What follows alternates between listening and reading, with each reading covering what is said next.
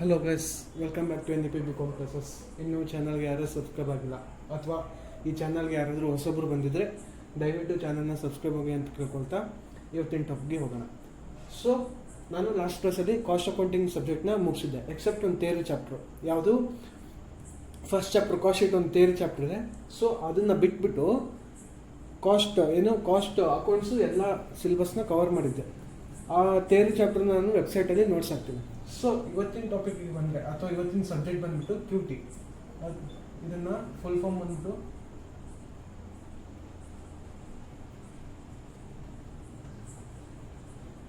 Quantitative techniques ಅಂತಾರೆ, R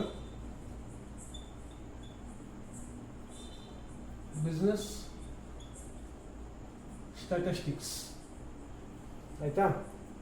so ಇವತ್ತಿನ topic ಬಂದ್ಬಿಟ್ಟು ಹೊಸ ಸಬ್ಜೆಕ್ಟು ಯಾವುದು QT ಅಥವಾ quantitative techniques or business statistics. So ಇದರಲ್ಲಿ ನಮಗೆ ಎಷ್ಟು ಚಾಪ್ಟರ್ ಬರ್ತವೆ ಅಂದರೆ ಟೋಟಲ್ 5 ಚಾಪ್ಟರ್ಸ್ ಬರ್ತವೆ. ಆಯಿತಾ? ಈ ಸಬ್ಜೆಕ್ಟ್ ಬೇಸ್ ಆಗಿರೋದೇ ಫಾರ್ಮುಲಾಸ್ ಮೇಲೆ. ಫಾರ್ಮುಲಾಸ್ ನೀವು ಪ್ರಾಕ್ಟೀಸ್ ಮಾಡಿದ್ರೆ ಈ ಸಬ್ಜೆಕ್ಟ್ ತುಂಬ ತುಂಬ ತುಂಬ ಟಫ್. ಫಾರ್ಮುಲಾಸ್ ಏನಾದರೂ ನಿಮಗೆ ಮೈಂಡಲ್ಲಿ ಅಥವಾ ಪ್ರಾಕ್ಟೀಸ್ ಮಾಡಿದರೆ ಸಬ್ಜೆಕ್ಟ್ ತುಂಬ ಈಸಿ ಇದೆ. ಸೊ ಹಾಗಾಗಿ ಈ 5 ಚಾಪ್ಟರ್ಸ್ ಯಾವುದಪ್ಪ ಅಂದರೆ, first measures of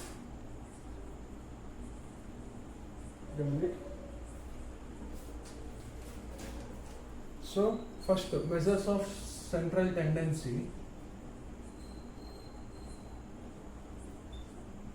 next chapter measures of dispersion or variation. Next, third chapter index number. Next, fourth chapter correlation and regression. Next, fifth chapter probability. So ನಿಮಗೆ probability ಬಗ್ಗೆ ಒಂದು ಸ್ವಲ್ಪ ಐಡಿಯಾ ಇದೆ ಅಂದ್ಕೊಂಡಿದ್ದೀನಿ. ಸೊ ಇದು 5 ಚಾಪ್ಟರ್ಸ್ ಮೇನ್. ಯಾವುದಾದ್ರು measures of central tendency, measures of dispersion or measures of variation, index number, correlation and regression. ಇದರಲ್ಲಿ correlation ಬೇರೆ ರಿಗ್ರೆಷನ್ ಬೇರೆ topic. Next probability. Total 5 chapters. So ಹಾಗಾದರೆ ಈ ಮೆಜರ್ಸ್ ಆಫ್ ಸೆಂಟ್ರಲ್ ಟೆಂಡೆನ್ಸಿಯಲ್ಲಿ ಏನೇನು ಬರುತ್ತೆ ಅಂದರೆ mean, median, mode, combined mean, partition values, harmonic mean, correct mean. ಸೊ ನೀವು ಇಷ್ಟು ಟಾಪಿಕ್ಸ್ನ ಕಲಿಬೇಕಾಗುತ್ತೆ. ಯಾವುದರಲ್ಲಿ ಜಸ್ಟ್ ನಾನು ಇಂಟ್ರಡಕ್ಷನ್ ಕೊಡ್ತಾ ಇದ್ದೀನಿ, ಚಾಪ್ಟರ್ ವೈಸ್ ಮತ್ತೆ ಹೋಗೋಣ ಇದರಲ್ಲಿ. ನೆಕ್ಸ್ಟು ಮೆಜರ್ಸ್ ಆಫ್ ಡಿಸ್ಪರ್ಷನಲ್ಲಿ ಸೇಮ್ ಯಾವುದು ಮೀನ್ ಡಿವಿಯೇಷನ್ ಆಫ್ ಮೀನು, mode, mean deviation of mode, mean deviation of median something ಬರುತ್ತೆ. ನೆಕ್ಸ್ಟ್ ಇಂಡೆಕ್ಸ್ ನಂಬರಲ್ಲಿ ಮತ್ತು ನೀವು ರೇಂಜ್, ಇದರಲ್ಲಿ ಮೆಜರ್ಸ್ ಆಫ್ ಡಿಸ್ಪರ್ಷನ್ಸಲ್ಲಿ ರೇಂಜ್ ಕಲಿತಾ ಹೋಗ್ತೀರಾ. ಕೋರಿಲೇಷನ್ ಮತ್ತು ಪ್ರೊಬಾಬಿಲಿಟಿಯಲ್ಲಿ ಔಟ್ಕಮ್ಸು, ಇವೆಲ್ಲ ನಿಮಗೆ 5 ಚಾಪ್ಟರ್ಸ್ ಮೇಲೆ ಬೇಸ್ ಆಗಿರುತ್ತೆ. ಸೊ ಹಾಗಾದರೆ ಇವತ್ತಿನ ಕ್ಲಾಸಲ್ಲಿ ಫಸ್ಟ್ ಚಾಪ್ಟರ್ ನೋಡೋಣ. ಫಸ್ಟ್ ಚಾಪ್ಟ್ರಲ್ಲಿ ಯಾವ್ಯಾವ ಫಾರ್ಮುಲಾಸ್ ಬರುತ್ತೆ, ಯಾವ್ಯಾವ ಟಾಪಿಕ್ಸ್ ಬರುತ್ತೆ, ಆ ಟಾಪಿಕ್ಸಲ್ಲಿ ಯಾವ್ಯಾವ ಫಾರ್ಮುಲಾಸ್ ಬರುತ್ತೆ ಅಂತ ನೋಡ್ತಾ ಹೋಗೋಣ ಗೈಸ್. ಸೊ ಸದ್ಯಕ್ಕೆ ಇಷ್ಟು ಬಂದ್ಬಿಟ್ಟು ಸಿಲೆಬಸ್ಸು 5 ಚಾಪ್ಟರ್ಸ್. ಇದನ್ನು ಕಾಪಿ ಮಾಡ್ಕೊಳ್ಳಿ. ಸೊ ಗೈಸ್, ಫಸ್ಟ್ ಬಂದ್ಬಿಟ್ಟು ಅರ್ಥಮೆಟಿಕ್ ಮೀನ್ ಟಾಪಿಕ್. AM ಅಂದರೆ ಅರ್ಥಮೆಟಿಕ್ ಮೀನ್.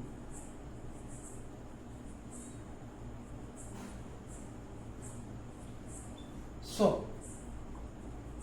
ಮೀನ್ ಅಂದ್ರೂ ಒಂದೇ, ಅರ್ಥಮೆಟಿಕ್ ಮೀನ್ ಅಂದ್ರೂ ಒಂದೇ. ಆಯ್ತಾ? ಇದರಲ್ಲಿ ಮತ್ತೆ ನಿಮಗೆ direct method, indirect method,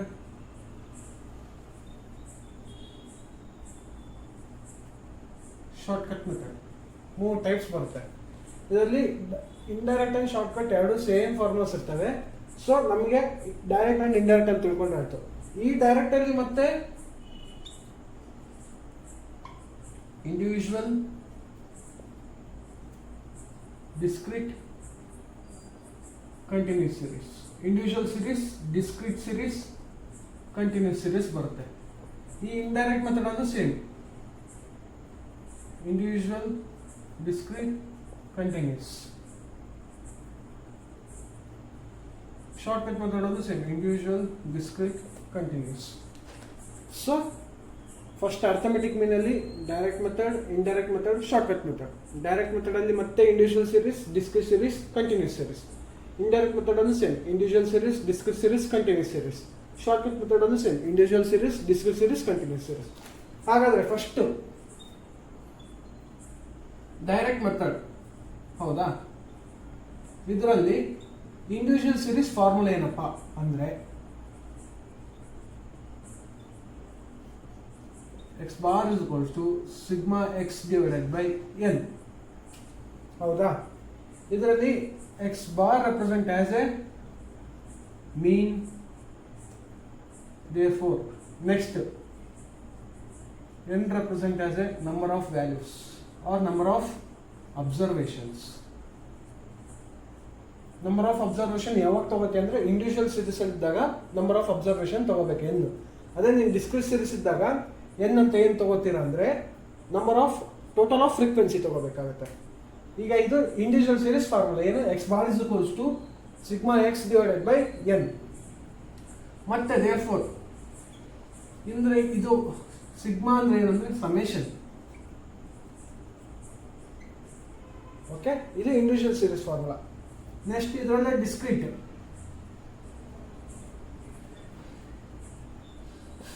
series formula x bar same mean is equals to, ಯಾಕಂದ್ರೆ x ಬಾರ್ ಅಂದ್ರೆ ಮೀನ್, ನಾವು ಇಲ್ಲಿ ಕಂಡುಹಿಡಿತಿರೋದೇ mean is equals to sigma same fx divided by n. ಇಲ್ಲಿ ಏನು ಚೇಂಜ್ ಆಗುತ್ತೆ, ಇಲ್ಲಿ f ಇದ್ದಿಲ್ಲ, ಇಲ್ಲಿ f ಬರುತ್ತೆ ಅಷ್ಟೇ. Therefore same x bar is equals to mean, sigma is equals to summation, f is equals to frequency, ಇಲ್ಲಿ n is equals to ಏನಾಗುತ್ತೆ ಅಂದ್ರೆ ಟೋಟಲ್ ಆಫ್ ಫ್ರೀಕ್ವೆನ್ಸಿ, ಇದು n ಆಗುತ್ತೆ. ಇದು ಬಂದ್ಬಿಟ್ಟು ಡಿಸ್ಕ್ರೀಟ್ ಸೀರೀಸ್ ಫಾರ್ಮುಲಾ. ಹಾಗಾದ್ರೆ ನೆಕ್ಸ್ಟ್ ಇದು ಈ ಕಡೆ, ಸಾರಿ ಒಂದು ಮಿನಿಟ್. ಹಾಗಾದ್ರೆ ಈಗ ಕಂಟಿನ್ಯೂಸ್ ಸೀರೀಸ್ ಫಾರ್ಮುಲಾ ಏನಪ್ಪಾ ಅಂದ್ರೆ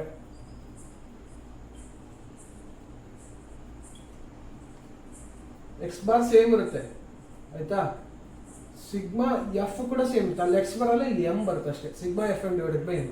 ಹಾಗಾದ್ರೆ therefore x bar is equals to mean ಆಗುತ್ತೆ, ಇಲ್ಲಿ n is equals to total of frequency same ಇರುತ್ತೆ.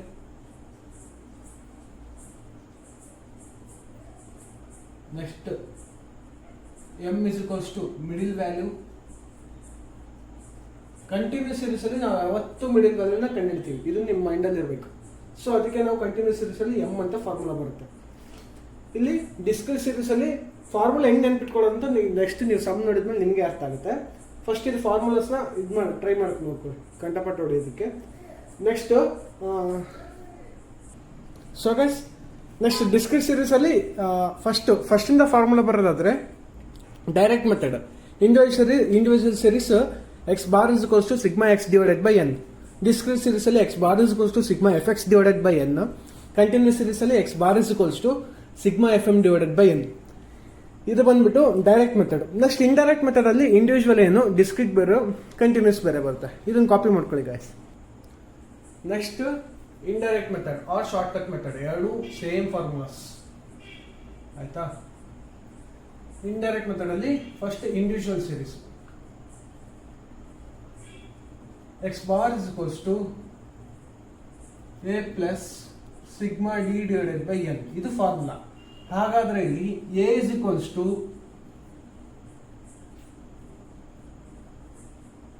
ಲೋಯೆಸ್ಟ್ ವ್ಯಾಲ್ಯೂ ಆಫ್ x ಆಯ್ತಾ. Next d is equals to deviation. Deviation ಇಲ್ಲಿ ಇಂಡಿವಿಜುವಲ್ ಸೀರೀಸ್ ಅಲ್ಲಿ ಹೆಂಗ್ ಕಂಡು ಹಿಡಿಬೇಕಂದ್ರೆ d is equals to x minus a ಅಂತ ಫಾರ್ಮುಲಾ ಡಿ ಕಂಡು ಹಿಡಿಯೋದಕ್ಕೆ ಆಯ್ತಾ. Next discrete series. ಹಾಗಾದ್ರೆ ಡಿಸ್ಕ್ರೀಟ್ ಸೀರೀಸ್ ಫಾರ್ಮುಲಾ ಏನಪ್ಪಾ ಅಂದ್ರೆ x bar is equals to a plus sigma f d divided by n. Therefore a ಅಂದ್ರೆ same lowest value of x. Next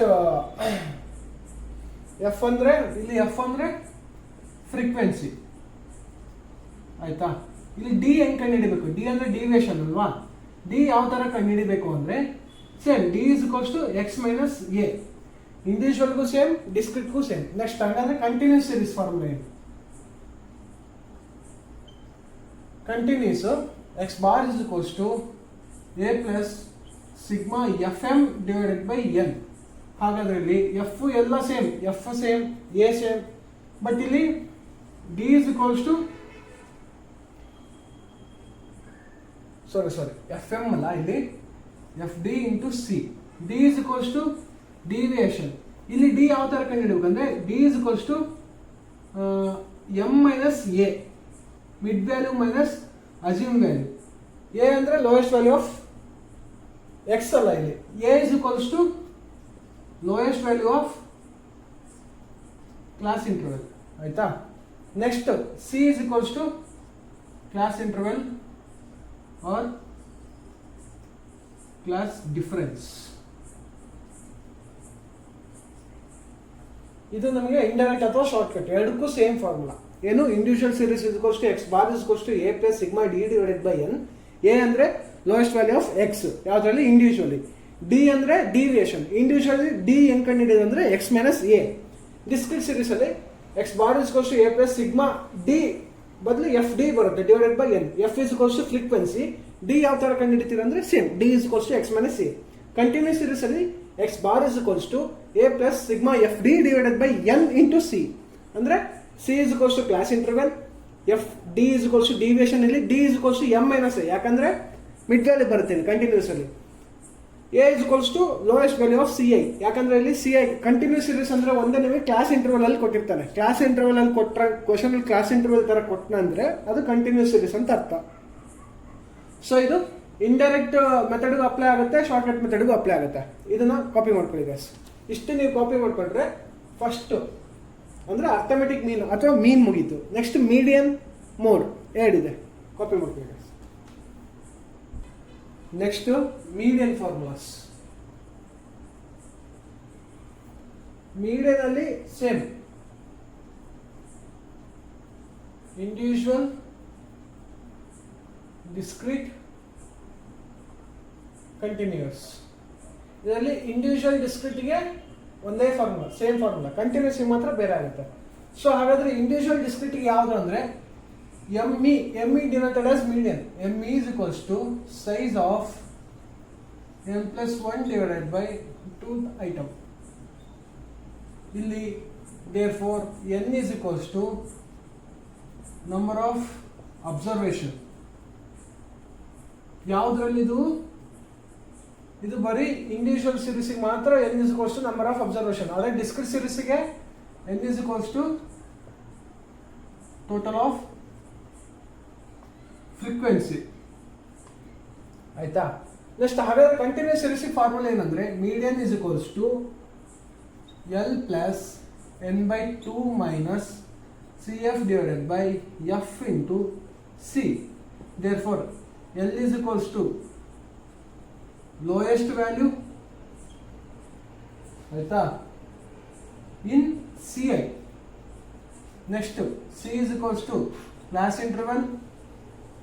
C f ಅಂದ್ರೆ c f ಯಾವ್ದ್ರ ಮೇಲೆ total ಮಾಡಿದ್ರೆ ಅಂದ್ರೆ F ಕೊಟ್ಟಿರ್ತಾನೆ, ಎಫ್ ನ ಆಡ್ ಮಾಡ್ತಾ ಹೋದ್ರೆ ನಿಮಗೆ ಸಿ ಎಫ್ ಸಿಗುತ್ತೆ ಆಯ್ತಾ. ಇದು ನಿಮಗೆ ಕಂಟಿನ್ಯೂಸ್ ಸೀರೀಸ್ ಫಾರ್ಮುಲಾ. ನೆಕ್ಸ್ಟ್ ಇಲ್ಲಿಗೆ ಮೀಡಿಯನ್ ಮುಗೀತು. ನೆಕ್ಸ್ಟ್ ನಿಮಗೆ ಬರ್ಬೇಕಂತದ್ದು ಮೋಡ್. ಮೋಡಲ್ಲಿ ಸೇಮ್ ಮತ್ತೆ individual series, discrete series, continuous series. Individual series formula ಏನಂದ್ರೆ mode simple formula, most repeated value. ಇದು individual series formula. Next discrete ಅಂದ್ರೆ highest value of its corresponding, highest value in frequency of corresponding.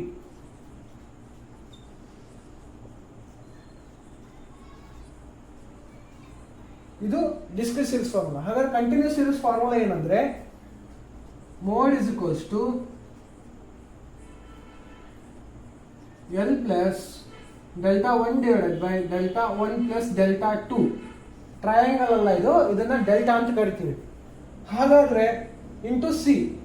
ಈ delta 1 ಯಾವ ತರ ಕಂಡುಹಿಡಿಬೇಕು ಅಂದ್ರೆ delta 1 is equals to f m minus f one, delta 2 is equals to f m minus f two. ಹಾಗಾದ್ರೆ f one f m ನ ಯಾವ ತರ ಕಂಡುಹಿಡಿಬೇಕು ಅಂದ್ರೆ therefore f m is equals to highest value. ಆಯ್ತಾ? F one is equals to preceding of f m, f two is equals to succeeding of f m. ಅಂದ್ರೆ f m ಏನ್ value ಬಂದಿರುತ್ತೆ, f M value ಮೇಲಿರ್ತಕ್ಕಂಥ value f one, f two f m ಕೆಳಗಿರ್ತಕ್ಕಂಥ value f two ಅಂತ ಕರಿತೀವಿ. ಇದು mode formula guys. ಇಲ್ಲಿಗೆ ನಿಮಗೆ ಅರ್ಥಮೆಟಿಕ್ ಮೀನ್ ಅಂದ್ರೆ ಮೀನ್, ಮೀಡಿಯನ್, ಮೋಡ್ ಫಾರ್ಮುಲಾ ಗೊತ್ತಾಯ್ತಲ್ವಾ? ನೆಕ್ಸ್ಟ್ ಇದೆ ಚಾಪ್ಟರ್ ಅಲ್ಲಿ ಏನ್ ಬರುತ್ತೆ ನಿಮಗೆ, ಕಂಬೈನ್ ಮೀನ್ ಅಂತ ಒಂದು ಟಾಪಿಕ್ ಬರುತ್ತೆ. ಕಂಬೈನ್ ಮೀನ್, ಹಾರ್ಮೋನಿಕ್ ಮೀನ್, ಆಮೇಲೆ partition values, next correct mean. ಇವೆಲ್ಲ ಫಾರ್ಮುಲಾಸ್ನ ನಾವು ನೆಕ್ಸ್ಟ್ ಕ್ಲಾಸಲ್ಲಿ ನೋಡ್ತೋಗೋಣ ಗೈಸ್. Thank you guys.